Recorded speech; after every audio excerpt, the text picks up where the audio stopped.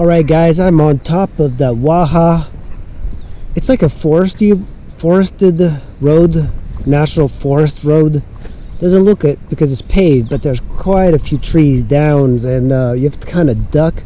But look at the view. That's an excellent view up here. And I'm having a problem like charging the GoPros, but it's so annoying, these electronic things. Alright, I'm going to keep going back to Waha Road. Waha is excellent. I think this might be my third favorite section of the Tail of the Dragon, is the Waha Road. 6 miles, so this is definitely not very well maintained at all, but that part is really kind of cool. This is all the forest department. This is a surface road, so not a lot of people come up here except for dual sports. You know, that's the beauty of this bike, is that it can do pretty much everything, and then it'll get into twisties and ride the twisties, and you can cross the continent in comfort. It's paved. Now it's not paved. This is what happens when you stop working on the roads. You can even still see the yellow markings on the road. This is not used at all. I saw one car parked up the road. I think they're hiking, but I don't think anybody comes here unless it's just dual sporters or the fire department. Burnington Gap Forest Service 7-Eleven. Quite a bit of 7-Eleven. I'm gonna go left here. Eventually I want to do the Churrahala again. I really love that road. We're coming up to the point where I started from Waha Road, and I think I'm going to make a right, just explore these areas. This is actually where the campsite that I saw that I really like. But the thing when you're riding a motorcycle is that you don't want to camp too early, because then you're just going to be sticking around your tent because you don't want to leave stuff. So it's a balance of, here's like a really good campsite there. There's just so many of them here that I don't think I'll be missing out at all. Here's another one here. Looks like somebody's fishing here, so maybe this could potentially be a really good campsite for the night. Look to make sure that nobody's around. This one I like that you can just turn around very easily. Yeah, this makes a really good one. Luckily there's plenty of campsites.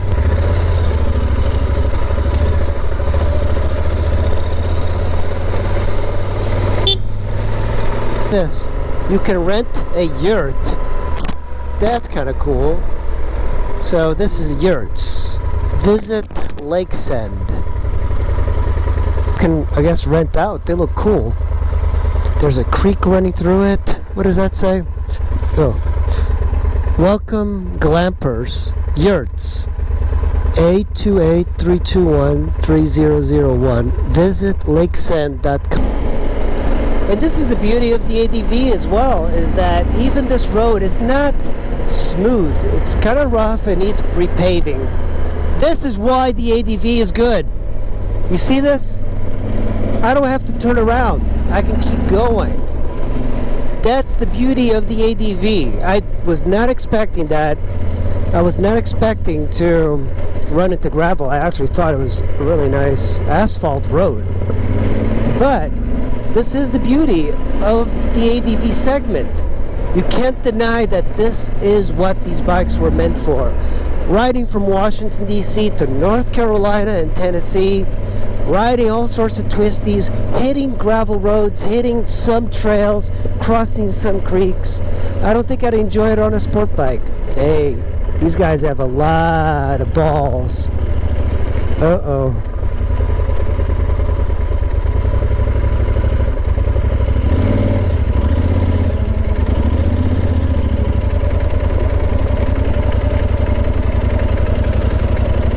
This is tough. This is the new thing that people do, is gravel riding.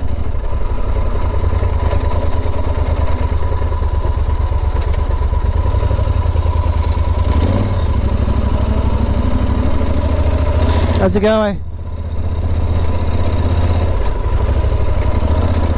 Yeah, you have to be in good shape for that. It's corner, Jesus Christ.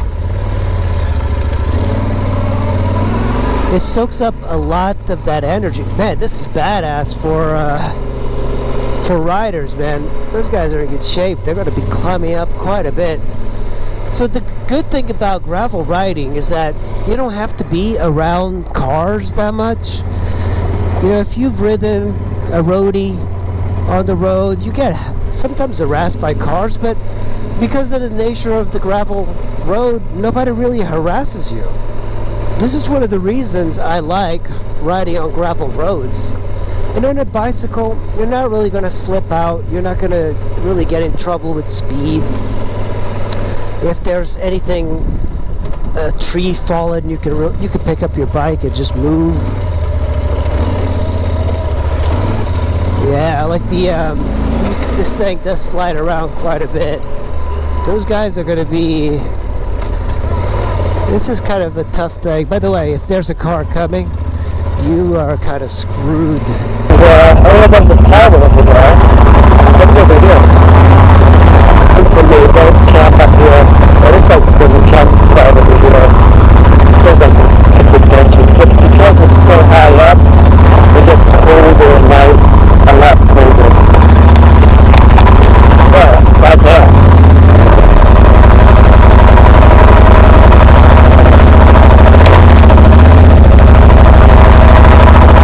That's a great view from here. It looks like there's like little spots where you can park over here. And I see the road down there. The more I come to North Carolina and Tennessee to ride the Tail of the Dragon, the more I like it. There's a certain quality to it. It's like just a group of outdoors people. It feels civilized. It's, you know, when you're in Virginia, the back of the Dragon, there's something a little bit off. You know, maybe it's because even though I like to ride and be by myself, I like the idea that I'm also surrounded by people. But the back of the Dragon, there's like nobody. It feels like a very strange desert. I hope that they get more people to come there, but I don't know. I don't know what their status is. We're at the bottom of the Tellico Gap. Finally, that actually took quite a while to cross. Actually starting to rain.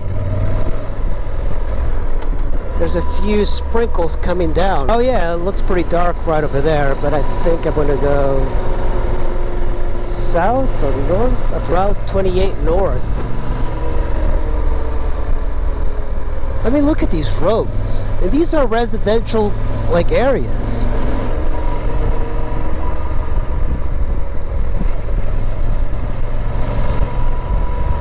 A lot of houses here are falling apart though, and then they have these really beautiful houses everywhere and even gated communities. Yeah, these roads beat out Virginia's any day of the week.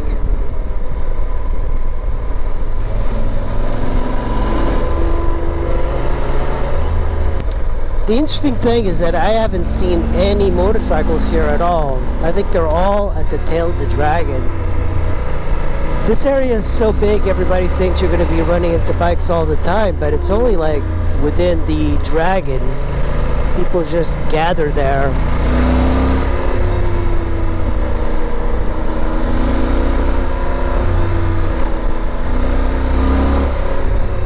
Look at this.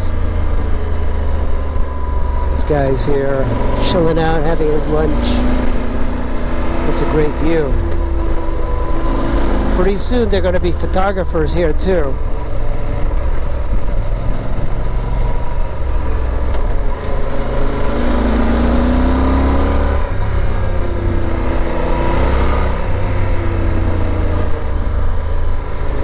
Oh, I turned in a little bit too quick on that one. I mean, look at this freaking road.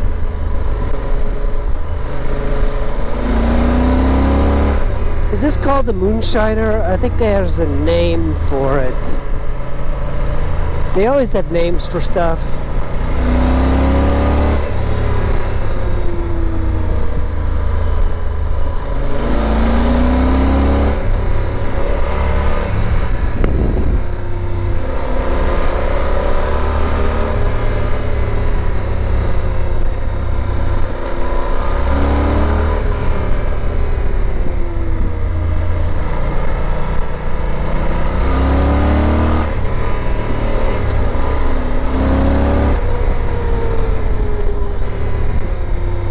old trailers over there. Yeah, this is a great road. I think I've been on it because I've been on Moonshiner, but the Moonshiner should be Route 28, I believe, and that's what we're at. Very smooth roads here. Only a little bit of debris from driveways, but most of the time it's just excellent.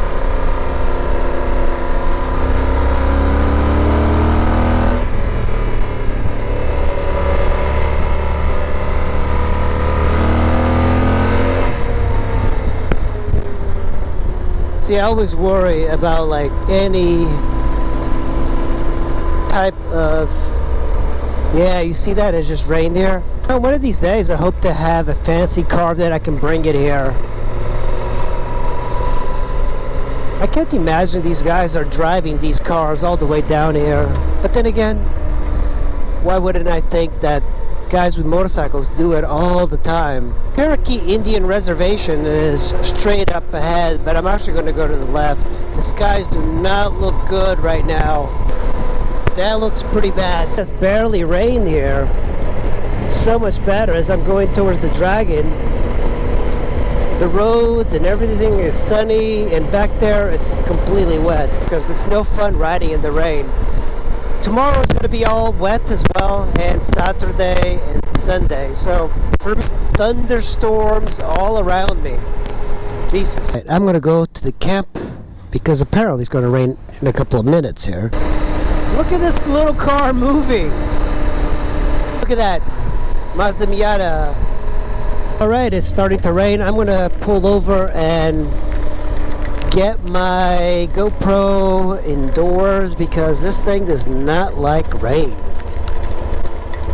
Alright, let me stop right in here. Well guys, this totally sucked. Completely got drenched on. I just finished setting up my tent. It's kind of letting off a little bit, but I had to set it up really quick right here. This is actually a good spot, but just super wet now, and I'm kind of like in the bushes, a little bit skewed here. But that's what you get for getting to the campsite kind of late. I do have a creek. My original idea was to camp over there right next to the water, but that's even more flooded. And I put the Super Tenere on the dirt. It started sinking right in, so I had to find like a piece of wood. It is gonna rain all night, so hopefully, you know, I can't see. I'm wearing my glasses and I can't really see when it rains. A motorcycle rider probably knows the feeling of being in a crazy downpour. The sky is becoming blue again, but I am completely drenched. I got it all set up. Let's check out the inside. I'll be hanging out. I think I'm going to be hanging out in my tent tonight because it's going to rain until 8. Looks like it cleared up a little bit. The sun is out, but it's already 7:30, so